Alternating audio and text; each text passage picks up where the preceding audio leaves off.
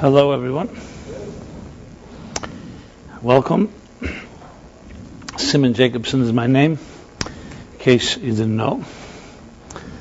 And though names don't change, but hopefully our spirits and our energies and our vibes are always on the move, always growing and vibrant and not static, which is a perfect segue to the discussion in this class, which is about dissonance. Any of you familiar with the concept or the experience of dissonance? You know what the word means? Dissonance. So the title is The Power of Dissonance.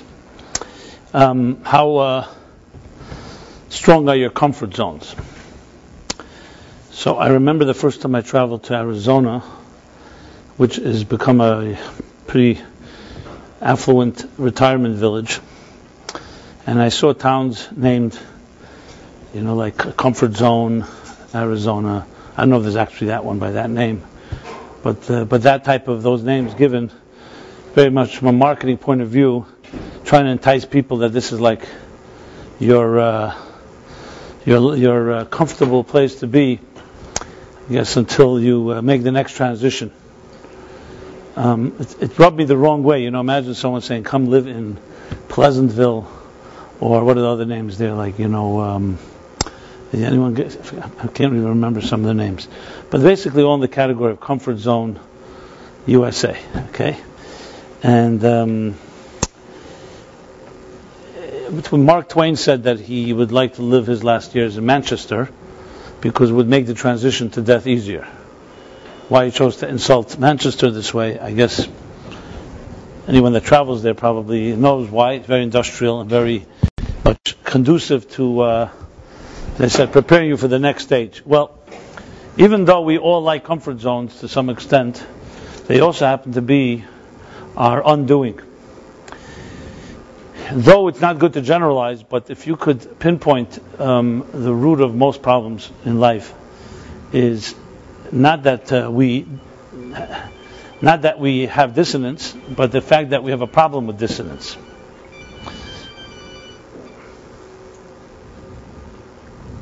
Let me translate what dissonance means, just in case you're not aware. It's used in different contexts. It's used in musical context, in science type of context, and of course in psychological context. The classic term is cognitive dissonance, which is the fable from one of the fairy tales, The Fox and the Grapes.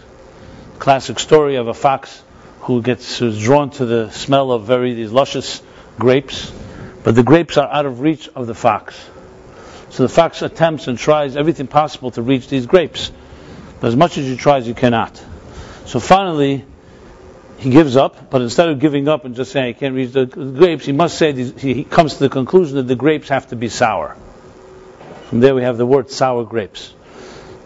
In other words, instead of him adjusting to the reality that he just can't reach the grapes, he had to dismiss the grapes as being something that is not good enough.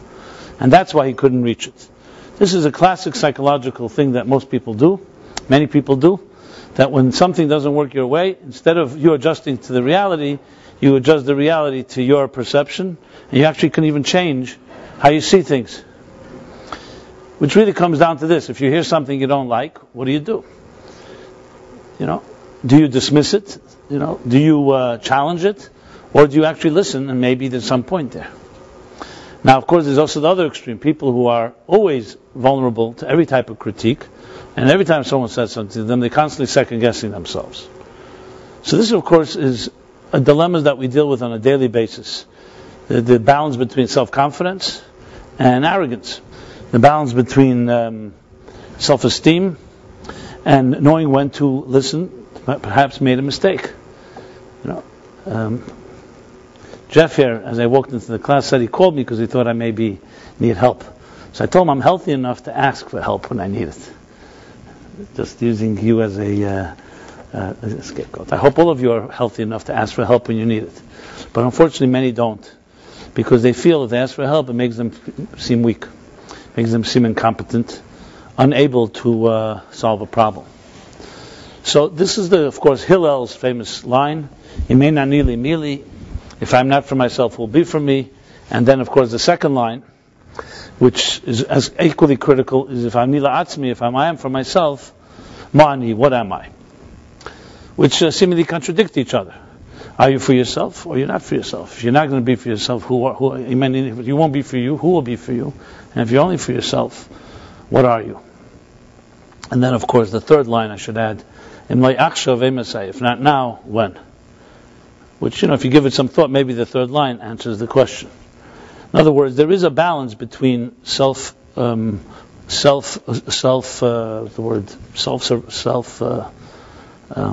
reliance and the need to be able to turn to others. But on a deeper level, dissonance takes the place of all the different conflicts that we have and the detachments that we have in life. When things happen to us often that are very painful, we disassociate ourselves from it, we detach. Extreme of this is what they call an out-of-body experience, which has been documented as being something that is natural to the immune system. The fact that children are able to experience it because children don't have sophisticated tools. When something really horrible happens to a child, God forbid, and especially if it's persistent, a child will have out-of-body type of experience, meaning it will detach from the experience because it's too horrible. So consciously, you almost like move away from the experience like it's happening to someone else, and you're like observing it.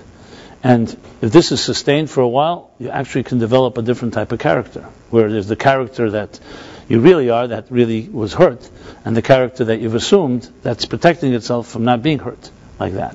And there are many reasons why a person would do that, because it may be too difficult to deal with. If it's coming from a person that's supposed to love you, and they're abusing you in a very bad way, God forbid, and no one should know of this, but unfortunately it exists. So it's just too inconceivable to accept. So a person psychologically will do, without even effort, not because they've developed any mechanisms, it's just, I guess, a natural thing that the psyche will do to protect itself. Just like we put up our hand when someone wants to punch us, there's a certain type of reflexive action. What I call it is a type of like a psychological hypothermia. So hypothermia is a phenomenon where, which once upon a time ago, before it was diagnosed, it was happens more. I mean, we have a doctor in the room, so I don't want to say anything that sounds ignorant. So you correct me if I'm wrong, okay? Now that I know you're a doctor, I'm intimidated a bit. If I didn't know that, I would just be blabbing off and saying, okay, But let me make it clear: I'm not a doctor, nor am I the son of a doctor, as they say in Hebrew. I'm not a prophet nor the son of a prophet, but I dabble here and there. So hypothermia is usually happens in a situation where, like, a child will fall, God forbid, under ice, under thin ice or in ice cold water, and the water is so cold that would basically create a situation where you could almost die. Hypothermia is a state where you lose complete consciousness to the point that almost all the vital organs under regular testing will not be functioning. And children, I guess children happens to because of their metabolism or why it happens to them, I guess it could happen to anyone, to the point that they've been medically declared dead until, if I recall my reading right, at some point they discovered that these dead children were not dead at all. The body goes into some state of shock that it shuts everything off just to preserve the minimal life force, which is what shock is in general. Even though no one should ever experience it, but it's really a life-preserving element. So anything that happens to a human being, the body, and definitely the soul and the psyche, will go into all kinds of overdrive and all kinds of efforts to preserve life. That's the cardinal rule. So psychologically, dissonance is not necessarily like denial, which is let's call it a distant cousin of dissonance, if we're going to create a hierarchy here, is basically a healthy function to preserve. The place where it becomes unhealthy is when it becomes extreme, and when you're in a safe situation, you maintain the dissonance. So in a situation like that, for example, when a person is running from a fire, and your adrenaline is flowing, and you're very hypersensitive and hyper alert, and you're really doing everything possible because you're desperate. Okay, at that point, it's a lifesaver. But if you maintain that type of hypersensitivity, even when things stabilize, that's when you have the problems. So there are many things in our lives that we've done, intentionally or not, that have saved us. And often those tools are not that very useful when you're in a healthy situation. They're good in an unhealthy situation. You have instances of people who've suffered, again, severe abuse. And I'm using just extreme examples because it makes the point sharper. Is that people who've been hurt, for example, by people they've been loved. So they expect that when someone loves them, they're going to be hurt, and to the point where usually, let's say if I reach out to someone that I like, it's usually seen as a gesture of kindness. But a person who's been hurt, when someone reaches out to them, they almost see it as being ready to be punched. And this happens more often than not. Often couples who one of the partners is in a situation like that, and they react to a loving gesture as like if you're going to hurt them, when that's not at all the intention, because the memory and the reflexive action that a person has developed to protect themselves continues to dominate their lives. So it's a very big challenge. How do you so-called shed those tools that saved your life, the time when a point where you begin to realize you might not need them any longer? So that's a whole other story. Maybe I'll discuss a little later. What I want to discuss is that the fact is we live in a world where, as soon as you live in a world where there's duality, there isn't seamlessness, you immediately have dissonance. You immediately have a disconnect. As soon as we live in a world where expectations of us are one thing, and you may, in your own heart and soul, want something else, right there you have a dissonance. What people expect of you and what you really want. And per se, that is not necessarily a bad thing if you're aware of it. Like it always with all illness, physical or psychic or spiritual. Awarenesses have the cure. The problem becomes when you're not aware, or you convince yourself that something unhealthy is healthy. Like the statement I once heard the Rabbi say, which I thought was very powerful. He said that everyone has flaws, but don't make a philosophy of your flaws.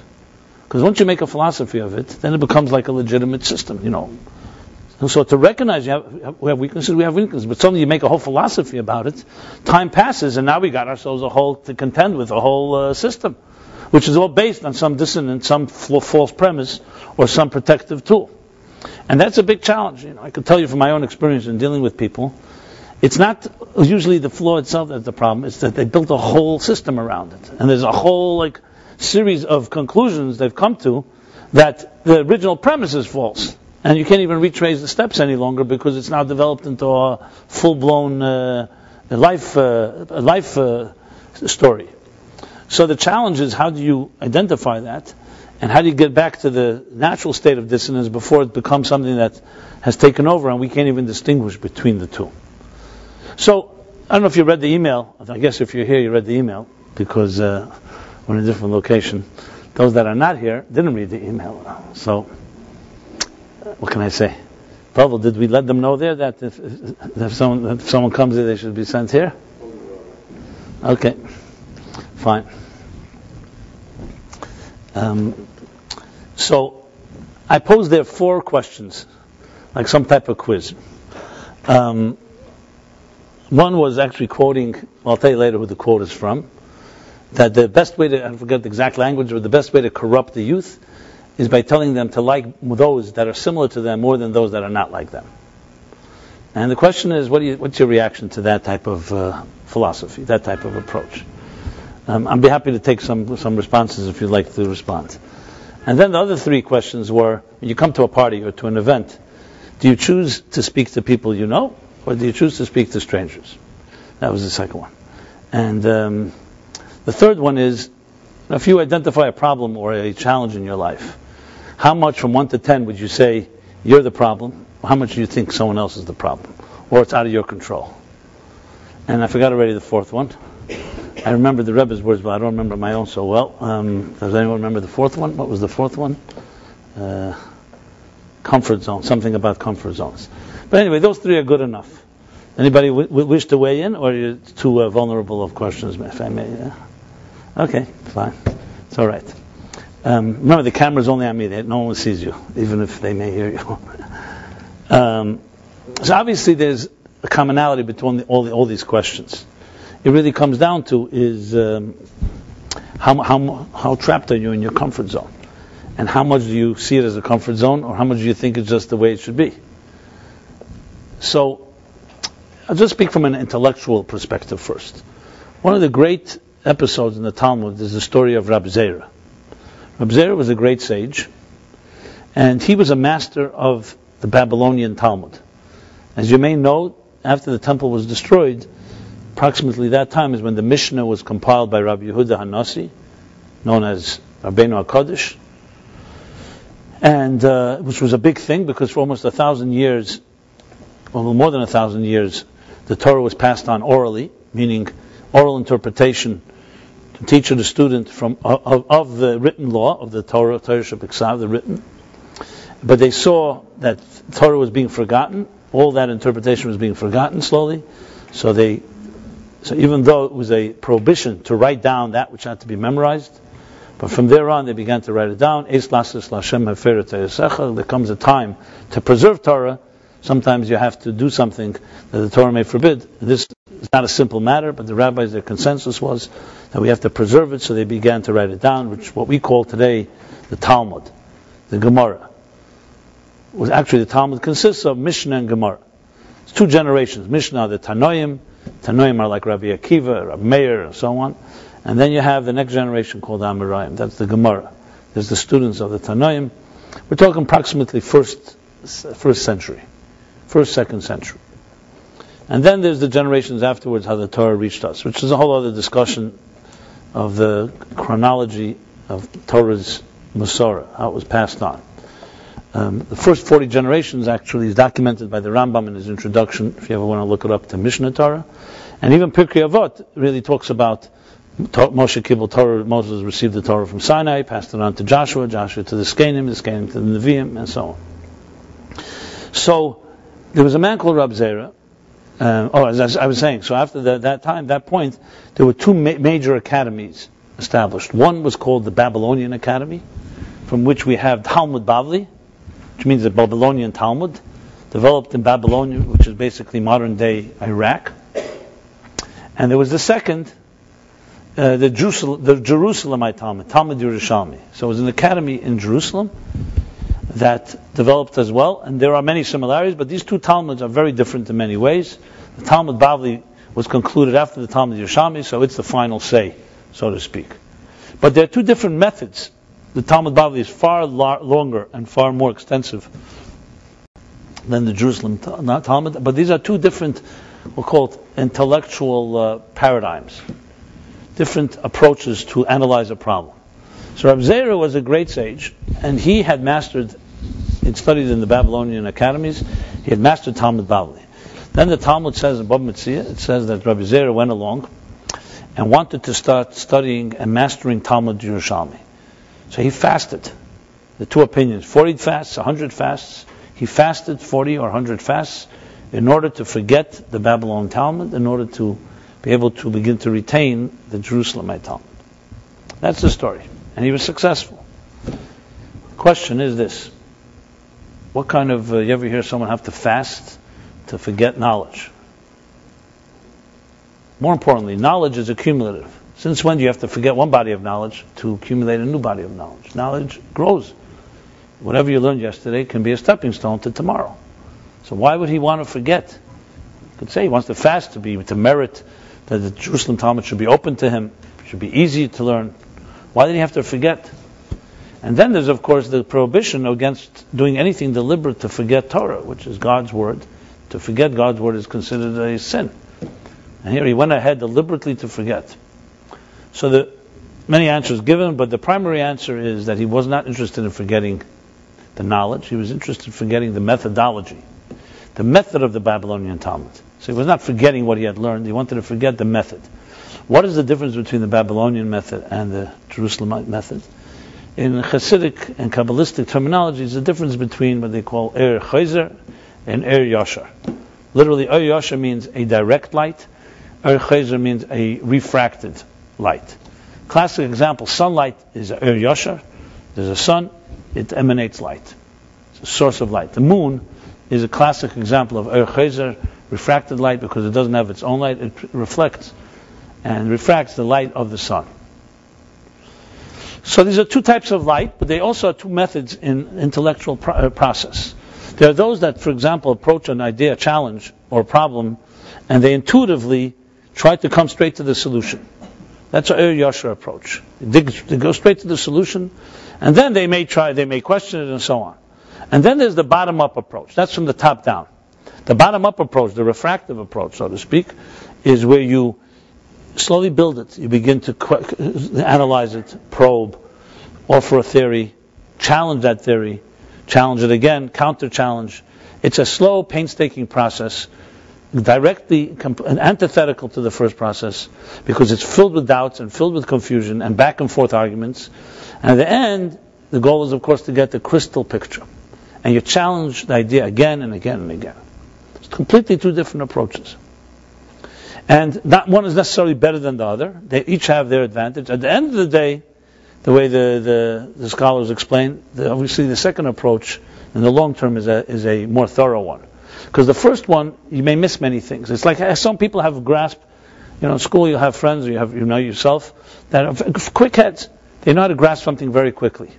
And then there are people who are not such quick minds, but they struggle, and they come to the conclusion. And often, if you study these two, you'll see that the second one, though their brain power may be weaker, but they come to a much more solid and thorough conclusion than the first one. Because the first one is relying on their brain power, and often makes mistakes, and it's almost like a laziness, a lack of thoroughness. Where a person who has to work at it hard and has to pore over the words again and again and again comes to a certain clarity that the first approach is not able to gain. Yet the first approach has a certain type of power because it is ultimately brain power. Imagine having someone who does both. Someone has a lot of brain power and also struggles, and despite their ability to grasp things quickly, make sure that they're very thorough and goes through all those steps. So Rabbi Zera had mastered the Babylonian refractive approach. He wanted to now gain the second approach.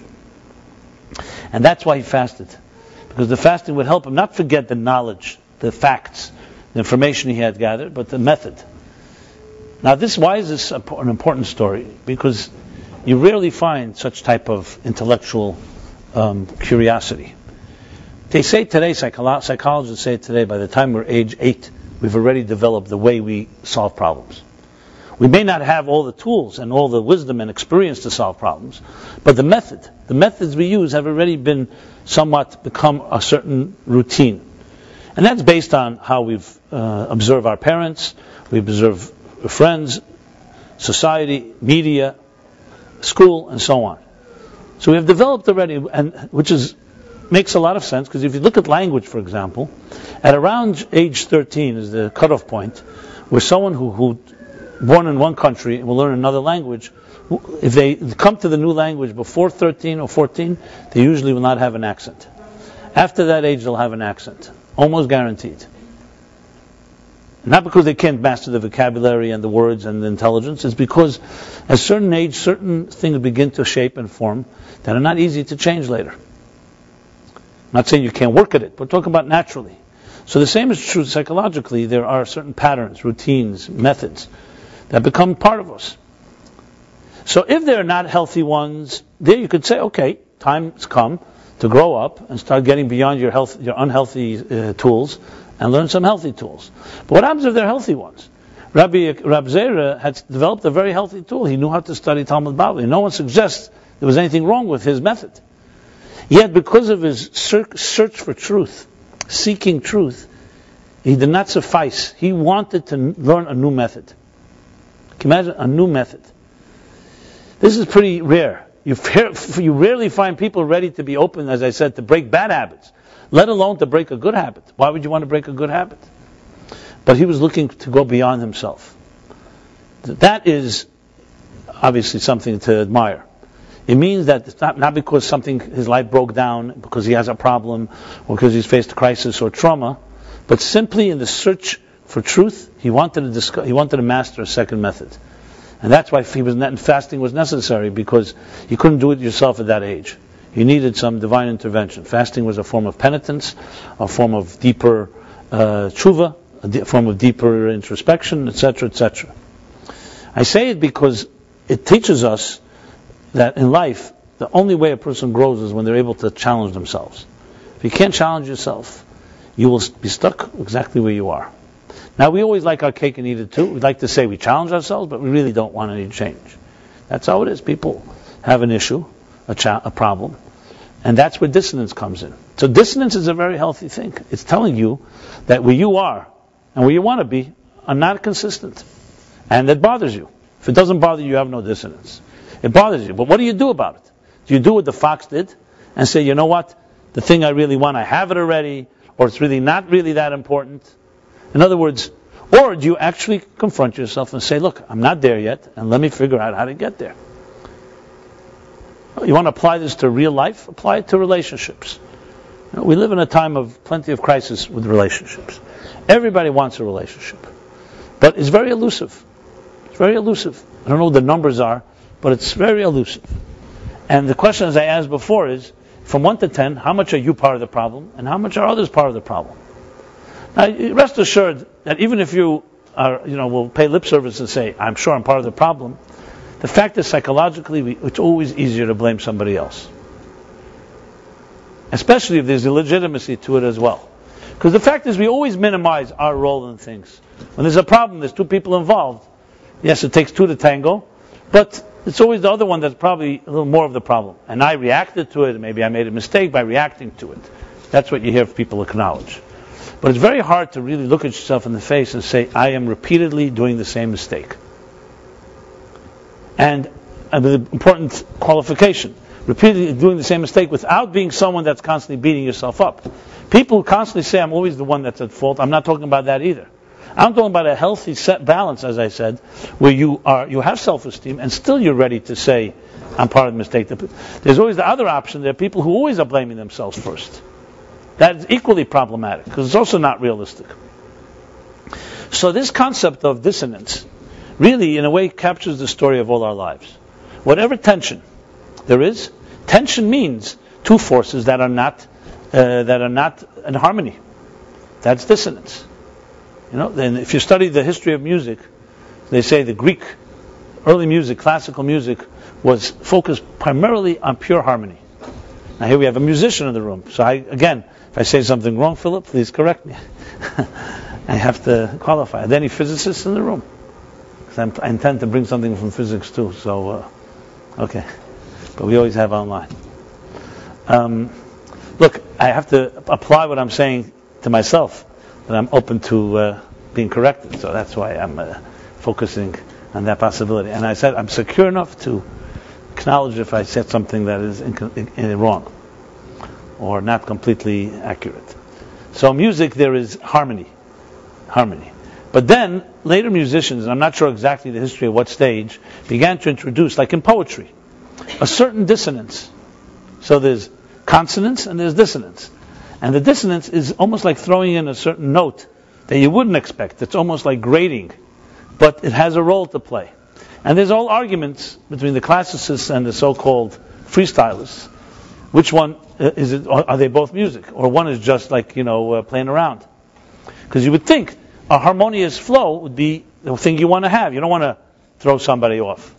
But there is music today that, I don't know, some people love heavy metal. And I guess you can acquire a taste for it. I've tried many times, I like music, so I try all types of styles. But you really got to be a little violent spirit to really be able to do, because it has a lot of that type of grading element. So I have no doubt people who have experienced that type of life, I could see that music speaking very much to them. Just like rap has its power, and just like jazz in its good old time, what they call it, the music of the streets. Like, someone said to me, explained to me what jazz was like. It was one of the early classes, Sonny Goldstein. So when I was teaching them what I knew, they were teaching me what they knew. So they brought me I remember they brought me a bunch of like 40 albums, those good old days, LPs. And actually, you know what LP is? Long playing, whatever. So it was like it's hard to explain today actually. It's like a big disc, basically. A black disc that, we say, like a scratched record, right? Today it's like cliches, but that's what it was. And so they had these, and then there was of course the small ones, with the bigger holes. What were they called? The singles, right? But they were like 45s, right? There you go. So there you go. It exposes your age when you know this well, and you don't have to be that old actually. To be around 25 years old, 30 years old, a little more than that. It took place around 25 years ago. These changes. So they brought me this whole whole collection of jazz music. So I listened to it. I mean, I'd heard jazz before. There's jazz radio and stuff like that. And then I remember someone trying to explain to me. They say, imagine closing your eyes and you're quiet, not a quiet room, in a room on Broadway or on maybe the noisiest corner, I think, is St. Mark's and 3rd Avenue. If anyone ever stayed in the St. Mark's Hotel knows that. Because you have all the streets converging. It's not just like one avenue and one street. It's like all the avenues suddenly coming. So it's basically, I slept there once, Yom Kippur night, just all night with trucks. So they say close your eyes in a room like that and listen to the music of New York streets. That's jazz. You ever hear that description? Okay, well, I guess it's some type of music. For some people more peaceful, maybe. If you don't have a peaceful life, I guess it's very musical. If you have a very peaceful life and live in the country a lot, I don't think that music is going to do a lot for you. The point of the matter is, I'm not getting into now taste of music. The bottom line is that there's harmony and there's harmony. And the truth is real harmony is actually not seamless flow. It's not a one syllable, a monosyllabic structure or a mono musical note. It is a series of forces that have different rhythms, and together they create something that is that's beautiful. And dissonance is very much part of it. In writing, for sure, in any type of artistic expression, there's a thing called tension and resolution. Any good story has a tension and then a resolution. There's some drama involved because there's a problem. What's going to happen? And then there's the resolution of that problem. Any good writing does that, whether it's fiction or non-fiction. It's a form of expression of trying to get from a place. So dissonance and tension is very much part of a healthy balance. The challenge, however, is when there's too much. There's too much tension without resolution, or too much resolution without tension. Too much bliss. So, in truth, you could then go take any story in your life, and you can apply this type of formula to it. So let's just look at this week's two chapters that are combined. Chukas Balak are the two chapters we read this week. In the 52 chapters of the Torah, there are chapters that are combined. They usually work based on the leap year and how many weeks of the year, so that's how the chapters are split or combined. There are actually, how many? I think 6. There's Vayakal Pekudei, 1 in Exodus, that can be split or combined, Vayakal Pekudei. There are 3 in the book of Vayikra, that is Achrei Kadeshim, Sazria Mitzera, and Bahar B'Chukesai, that's 4. There's 2 in BaMidbar, Chukas and Bolok, Matis Masei. So what do we have so far? 6. And 1 in Dvarim, Nitzavim Vayelach. So 7. So there's 7 chapters in the Torah that some years are split and some years put together, based on scheduling and so on. So this is one of them. Chukas and Bolak are 2 separate chapters, but they're combined, and we read them with the 7 aliyahs on this coming Shabbos. The central theme in each one of them, well, there's no central in Bolak. There's a more central one. Chukas begins with the story of the red heifer. The red heifer is the mitzvah of Chukas HaTorah, where someone suffers from impurity that's connected to death. So the red heifer is a method that mixing its ash with water is a method of purifying from the impurity of death. This is called Chukah. It's one of the super rational mitzvahs that don't make sense. There's no logic to it. As a matter of fact, Rashi even quotes that this is the mitzvah that your enemies, your adversaries will challenge you. What kind of mitzvah is this? What is the impurity of death? And you heal through it, you purify it through the red heifer. The next chapter, Balak, its central theme is the story of Balak and Bilam. The story of Balak was the king of Moab. The Jews were marching through the wilderness on their way to Israel. And as they were getting closer, they drove fear into the hearts of Balak and the surrounding countries, because they saw this nation. They had heard about what happened in Egypt. They heard they were marching through the wilderness, and now they're marching through their land. Imagine a whole nation of who knows how many people. Some say something close to 2 million, even maybe more. Whatever the numbers were, that they're marching through your country. So Moab calls for Bilam, who was the prophet, the Gentile prophet of the time. Actually, he was a powerful prophet, a legitimate one. When it says that there was no prophet that ever rose in Israel like Moses, the Medrash says no prophet in Israel that ever rose like Moses. But outside of Israel, yes, Bilam. So Bilam was basically almost like the alter ego of Moses. He was a true prophet, a divine prophet, but not always with good intentions. He had power. So Balak wants to commission him and sends messengers to him to come and curse the Jewish people. He realized that he's not going to be able to deal with his people on his own, so let's get a spiritual curse on them. And the story continues, an elaborate drama filled with ups and downs, how Balaam wants to do it, but being a true prophet, he's not so simple. He ends up telling Balak that, and I've discussed this episode in different contexts, the whole story with the donkey and so on. He tells Balak, I will do what you ask me, but I can only say what God tells me to say, because that's what you're calling me for. You're not asking me to say what I want to say. You're asking me to curse them for divine power. And God says to him, that's what God says to him to do.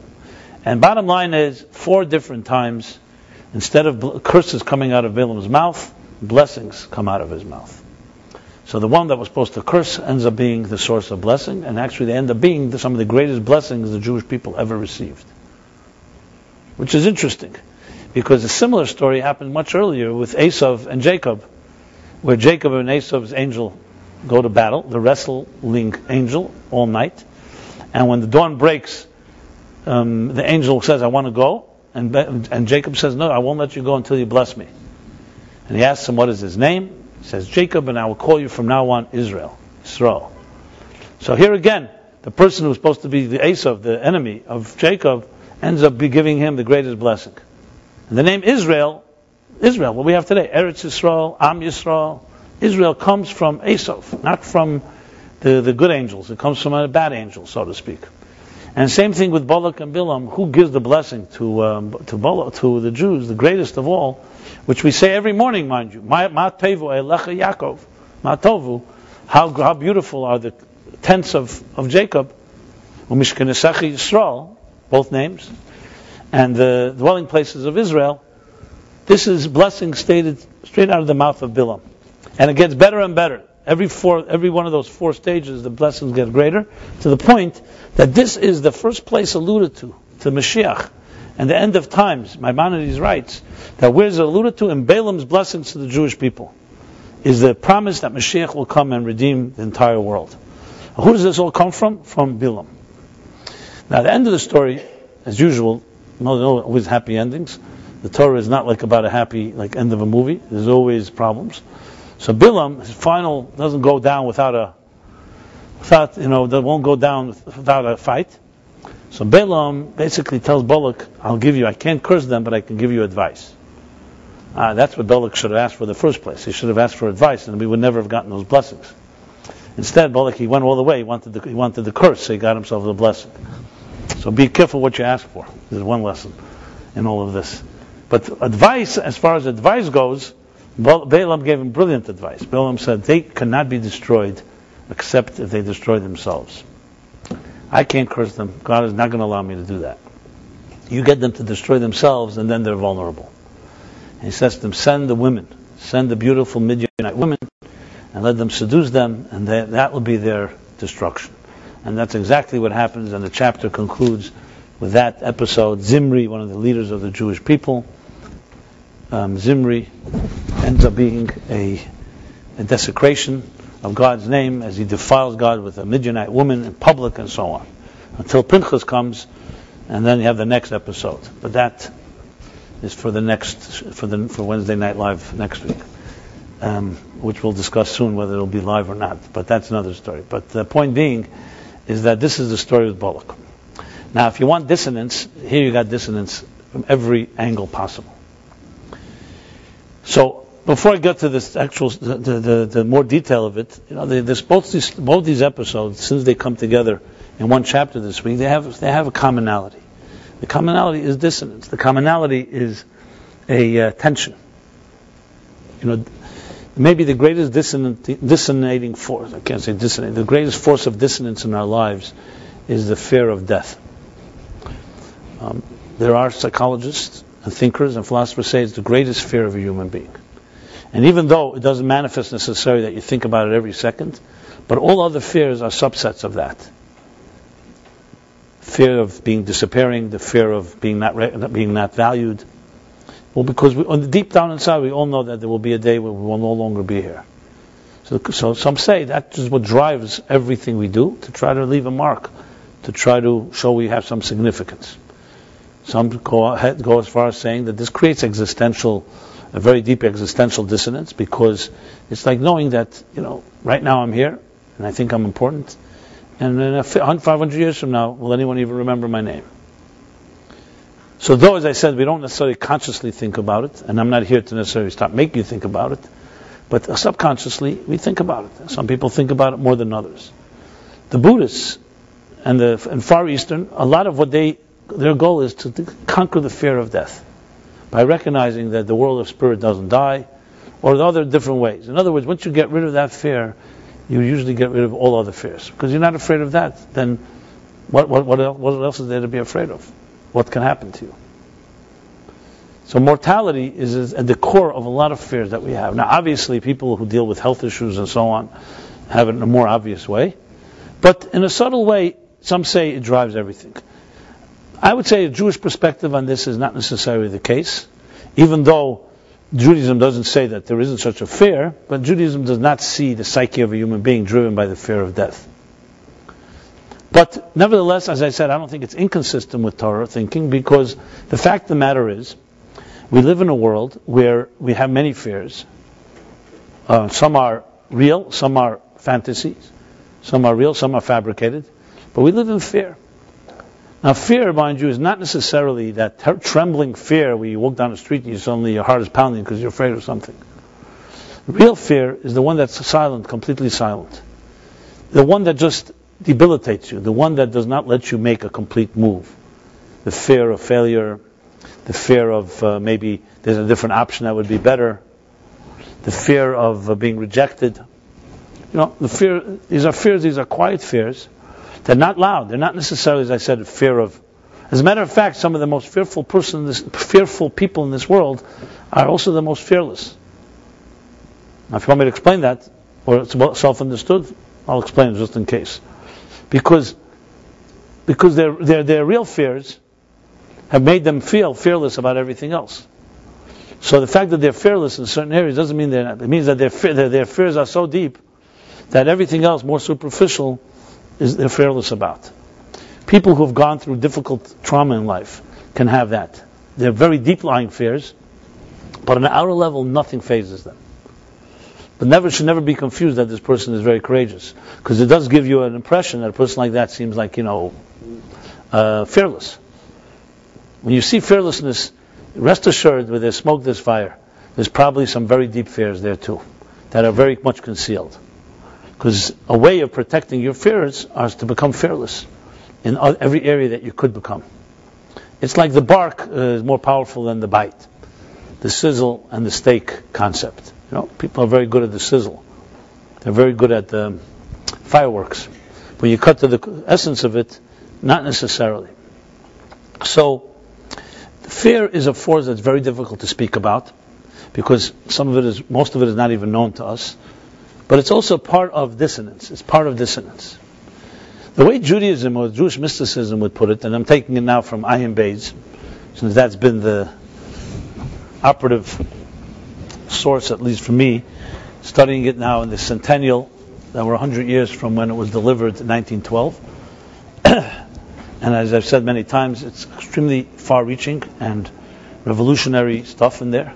So in this week's chapters, both Chukas and Balak, that year it was separated. In 1912 there were 2 chapters. Calendar says it's separated this year too. This year? We don't read Chukas Balak this chapter? You sure? In Israel or here? Yeah, I could show you. Okay. I stand corrected. There you go. I thought it was going to be music. Now you're giving me the parsha. That's my domain. If that's the case, that's the case. I'm almost sure that they come together. But anyway, 1912 for sure they were separate. They separate this year, great. Chukas Bolok. So I'm talking about Chukas. So the discourses in Ayin Beis, and these chapters discuss the theme.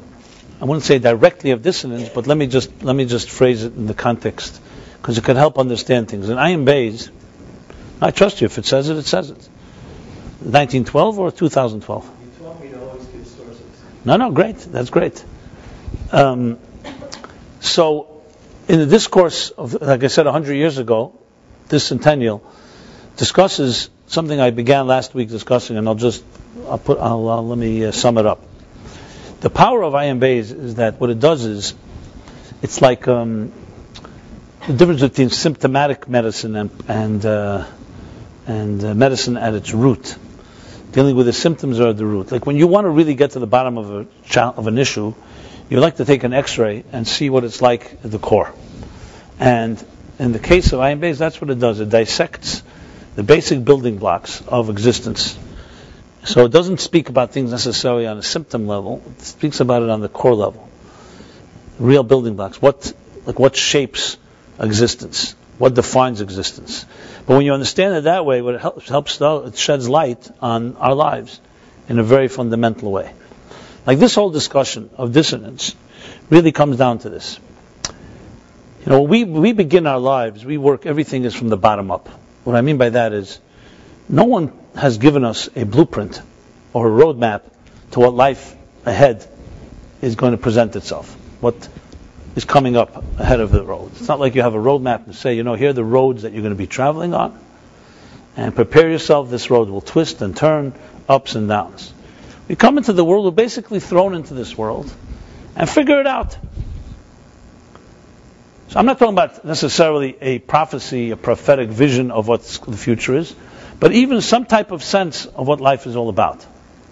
We basically go day by day. We have no clue what tomorrow will bring. That's a given.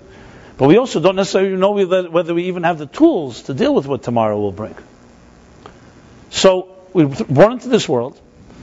If we have a healthy home and family, they will help us build confidence, develop tools, approaches, certain healthy mechanisms to cope and deal with things. If they're not that healthy or something in between, so we come out with some tools, some lacking tools, Everyone's got their story. And then at some point, you begin to interact. So of course, at a young age, we interact in preschool or kindergarten with the kids in our class. But then, as we develop and to adolescents and adults, teenagers and adults, we begin to have what's called more serious relationships. We begin to become more self-aware. There's that age, whether it's 16 or 17, where you become self-aware. You suddenly realize, hey, all these guys in my class, I'm not necessarily stuck with them. I may have different perspectives. You stop being so much of less dependent on those around you.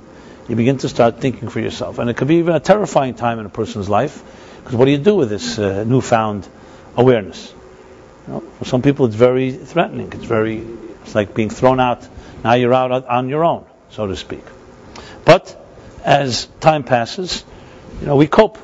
And here again, how will we cope will depend a lot on our existing tools, on what we were prepared for, who our support system is like, who they are and what they're like, and the other factors that come along. Unfortunately, we may meet the wrong type of person, being vulnerable and not prepared, you can get into real trouble. If you're lucky and you meet the right type of people, it can save your life. Again, there's no real script here, because it's you see people growing up with very good circumstances, almost all the cards stacked for them, and things go wrong. And sometimes the other way around. So I can't really describe and write a script and say this is the script we all go. But we all will go through these challenges. But one thing common denominator that we all do have is we're clueless. We're clueless. Like what is this life that brings? What is it? So as I said, if we had healthy parents, that will have helped tremendously. If you didn't, what do you do then? Who's supposed to be where do you get your guidance from? So It's such an obvious question that people, who is a 17-year-old supposed to get guidance from when they have a dilemma? And most will not turn to their parents, especially if it's a serious personal. Where are they supposed to go to? Okay, so again, if they're lucky, they find a good mentor, great. But we know that's not always so. That's not as it's easier said than done. And then there are all those people that claim to be mentors, and they end up hurting the people much worse than if they didn't have a mentor in the first place. Not even getting into other forms of abuse and so on. So, in Judaism, this is the reason why the Torah is considered to be the greatest gift in life. Because the Torah is supposed to be that guide. And meant to be an operator's manual for life, given to us by the one who created life. And when Torah is read properly, it's meant to be an x-ray of your soul, an x-ray of your faculties, of your structure, the DNA of your being. And as such, when you study it, it's meant to illuminate, not necessarily what's going to come, but the tools that you have when you deal with a situation. What should you do? Now, tell me which yeshiva teaches the Torah this way. It doesn't exist. It doesn't exist, period. But that is what the Torah was given for. Simple as that. It's not a book of rules. Rules are secondary. Rules are how you play the music. But first you have to know it's music. First you have to know that it's meant to illuminate yourself and illuminate your skills to teach you how to deal with situations. How do you know? You meet something. What is this? Is this good for me or is it bad for me? And I don't mean the obvious thing, is it poisonous candy or is it healthy? That, you ask a doctor, you're a little seichel, you think about it. Bigger things, bigger issues. How do I deal with my sexuality? Something everyone has to deal with at some point. How do I deal with my feelings? What is a healthy feeling? What's not a healthy feeling? What's right to do? What's wrong to do? And again, I'm not talking about a Torah now imposing itself and saying, you must do this, don't do that. We're talking about a Torah that's illuminating. The Torah, above all, is called Torah, an illuminating light. It's like the headlights of a car in a dark road. It doesn't change the road. It doesn't change the car. It doesn't change what's on the side of the road. But it lets you see the paths. So imagine traveling down a road without the light and one with the light.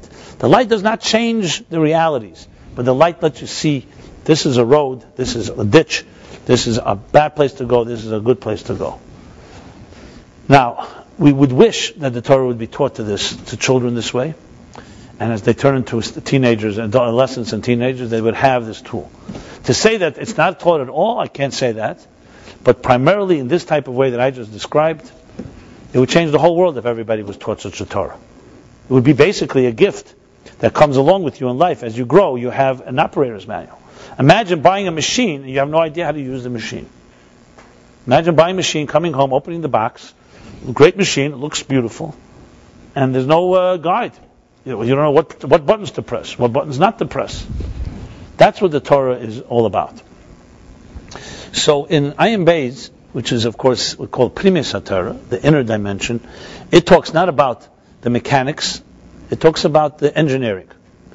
What is the engineering like? So in these chapters that was, as I said, delivered 100 years ago, the analogy that uses is one of letters and a word. If you look at the world around us, it's basically, using a metaphor, is like scattered letters. Scattered letters. What are scattered letters like? They have the potential to be a word and to be a phrase and to be a story and a narrative, but on their own, they're just scattered. Our lives are like that. Our lives are made up of disjointed components and fragments, and we don't see the connection between them initially. The goal of life is for you to take the details of your life and turn it into a story. Turn it into a flowing harmony. Even the contradictory elements of it. But because we live our lives from moment to moment, and the pressures of existence and survival are so dominating, so overwhelming, we can't always see the forest from the trees. You can't see the words, you see the letters. So imagine someone wrote a book, beautiful book, then took the book and tore the pages. And not only that, then they tore each page, and to the point where you only have a letter in all the letters are torn apart, and took it and scattered it all over Earth. So now you have a whole book all over Earth, but it's all a bunch of single letters. And imagine, what would you do? if you were told that that's the story of your life? Well, you start figuring out how to gather those letters together and try to find out what the story is. This is an example for what we call Shvirat HaKelim in Kabbalistic terminology, where energies and containers were together and then they shattered and they were scattered. That's not actually the analogy he gives in Ayin Beis in this section. He uses it elsewhere. Here it's more the idea that a word has meaning, and when you look at the individual letters, you don't necessarily see the meaning. He uses the example of Baruch. Baruch is a Hebrew word that means blessing. Okay? Blessing is one of the most powerful things, to have a blessing, to be blessed. Who doesn't want to be blessed? Baruch, Atah, blessed. So Baruch is made up of 4 Hebrew letters, Beis, Reish, Vav, and Chaf. When you teach a child letters, the alphabet, you teach them Beis, Reish. You may show them in a Chumash or in a Siddur, in a prayer book, in a holy book, the word Baruch, but they don't yet know what the word means. They only know the letter. You say, see this first letter, Beis? This is a letter Beis, the second letter of the Hebrew alphabet. It looks like a box, 3 lines, and you teach a child how to write it, and they write it again and again and again, and how to pronounce it. Beis is ba, bi, ba, so on and so forth. Like A, B. A is Aleph, and B is Beis. In the Hebrew alphabet, English alphabet, the first letters, very obvious, the similarities. The rest are also, but A, B is very clear. A, B, Aleph, Beis. So then you teach this child the next letter, Reish, then Vav. At this point, the child has no clue that these are all made up of one word, even though the child is looking at the word, doesn't even know what a word is. It's just learning what a letter is. Then as the child grows in intelligence, it begins to learn that these letters make up a word. And when you put Beis, Reish, Vav, and Chaf, it's more than the sum of the parts of 4 letters. It now means bracha. And you can write entire volumes on what the meaning of blessing is. So this is an analogy to explain life. Life is individual, distinct experiences. Or the way he describes it is distinct spheres, the Essa spheres, the 10 spheres. The structure of existence is made up of distinct structure. You have a brain in your mind, you have the power of vision in your eyes, you have the power of hearing in your ears, you have the power of movement or writing in your hands, in your heart pumps blood, emotions. So every part of a structured human being is made up of structure. It's absolute defined structure. The way he puts it is energy inside of a container. If you look at only one piece of the structure, it's a letter. If you look at how it's part of a bigger picture, it's more than just a word. It's a book. So if you look at the human body, you see a book. You don't see letters. A healthy body is made up of many components, many pieces, but they're all working in harmony. Where does dissonance take place? Dissonance takes place when the parts don't recognize that they're part of a whole. And that's exactly how life was, how we were created. We were created with a fundamental fact was concealed from us. That the details of our lives, we're not aware they're part of a whole. And even when we're told, and it makes sense to us, you still live the moment. You still live piece by piece by piece. And that is essentially the root of all dissonance, is because the part does not know it's part of a bigger picture. And that creates a dichotomy and a dissonance. Because the part senses that it's part of something bigger, but it feels frustrated because it doesn't know how to get there. If you wish, you can say it's the tension of a structured system yearning for transcendence. So we're bound, in a sense, like by the gravitational pull of life. I don't just mean physically, I mean metaphorically, conceptually. And yet, there's something about us that is restless, that wants more, that wants to find something beyond. This, in Hasidic terminology, is essentially the root of all challenges and also the root of all solutions. Because the yearning is a very healthy component. The yearning is the awareness that there's a problem, or else we wouldn't yearn. If we get complacent and comfortable with the dissonance, then we cease to be restless. So the restlessness is really like a wake-up call that's telling us that there is something going on. But he continues, as he explains this more in depth, he goes deeper into the concept. He speaks about where's the root of who's the author of this book. So it's not just that all the letters of our lives are connected to with each other in a story, they're also connected to an author. Someone wrote this story. So, basically, if you go into the mind of the author or the artist, what does the book look like inside the mind of the artist? That's not that much harder to understand. It's one thing to know that a book is a story, and we only know pieces of it, or fragments, or just the letters. But inside the artist's mind, inside the cosmic author's mind, it's not even a book yet. It's a vision. It's a vision of something that is beyond any details. And here's where the real so-called mystical quandary takes place. Can we connect not just the letters to the book, but the book to the author, and not just to the author, but to the author that could have written infinite amount of books? In other words, think about an artist. So an artist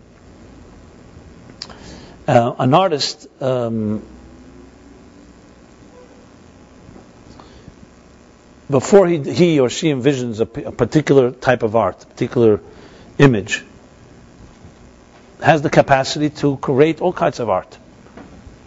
If it would be an infinite artist, it would be infinite images. But then at some point, the artist or the author chooses and says, I'm going to tell this particular story. I'm going to capture this particular image. So suddenly from infinite possibilities becomes one possibility.